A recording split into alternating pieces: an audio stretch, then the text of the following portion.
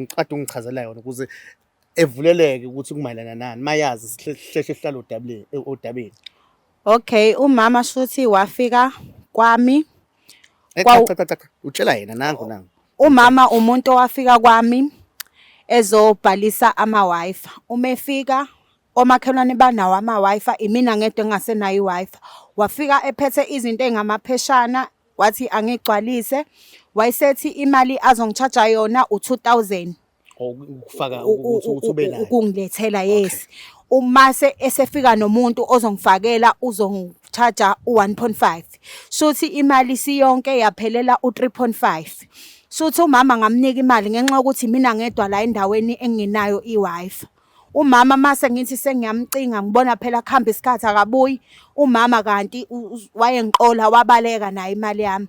Yingakho bese ngibhalela uMzansi ukuthi ngicela ungenelele ukuthi lento ikanje yabona eyemali angiyazi ngempela usese uyangisukela uzodumisa mina kabi ulanda ulanda abantu bamakhamera but ngoba ufuna uzodumisa kabi mina ngiyasebenza la ngihambe ngifakela bonke abantu ama-Wi-Fi nabo omakhelwane banama-Wi-Fi pho yena indawo kodwa bona bathi omakhelwane abakhokhanga sisi bathi omakhelwane abakhokhanga wena wakhokhisa mina ngedwa ungiqola wawungiqola imali yami ngiyayidinga wesisi ngiyayidinga imali yami mina angihambi ngiqola abantu angisona bonke abantu abathi bayakholwa vele benze njalo behambe bethatha imali emzini yabantu. Siswami angidlalelana angizeli kuzodlala njengoba ngisho ukuthi ngusikhindi esincane ngilungisa isizwe ngicela ukukhuluma iqiniso ngiyacela usisi udinga imali yakhe wena usubenzile ubugebengu nangu uphuma nobufakazi ukuthi wena ubuvele wenza ubugebengu ngenxa ukuthi ubona ukuthi akanayo ngoba ngenayo mina iwayi wasuthi wena akufanele ekhokhe. Cha kodwa bhuti yazi ukuthi ngempela omakhelwane bashilo omakhelwane bathi bayithole mahhala wena wangikhokhisa bayikhokha wena yini wangikhokhisa imali ngiyazi mina lonto awusukelwa wena wayithatha imali yami ngiyayidinga sisi mangiyithatha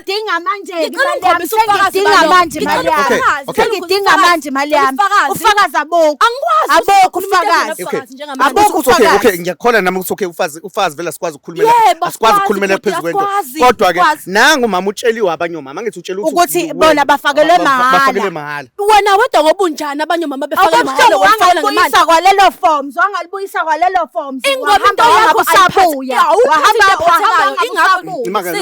sisi amhlalisa phansi lakho uzonyelwa iBP lalela ke siswami nami istory ngizama ukusibamba njengoba umama echacha nje angathi ukhona afuna wayithatha kodwa imali wathatha u-2,000 wathi umuntu ozongifakela ungilokotha ungangilokothi sisi 3.5 imali yami engidinga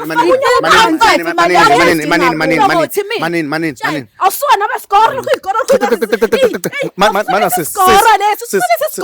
siswami ungavukulaga thina esize kuwena usisi uyena kufanele kuvuke ulaka njengamanje ngizama ukwehlisa yena phansi imina fanele ngilwe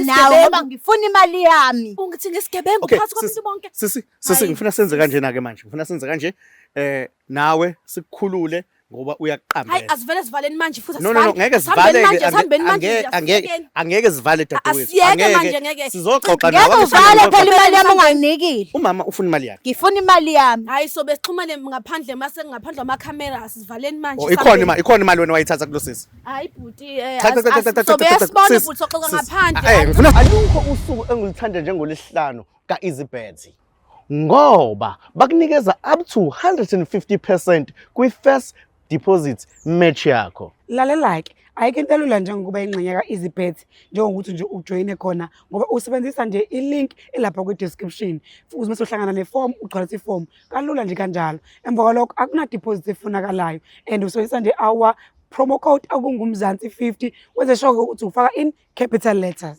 Mawudliwe u-EasyBet ukubuyisela 15% emalini okade ubheje ngayo. Okubaluleke nakho konke ilokho kufanele ukubambe. EasyBet awujoyinwa futhi awudlalwa abantu abaneminyaka engaphansi kuka 18. Make sure ukuthi iminyaka yakho qala 18 yaphezulu.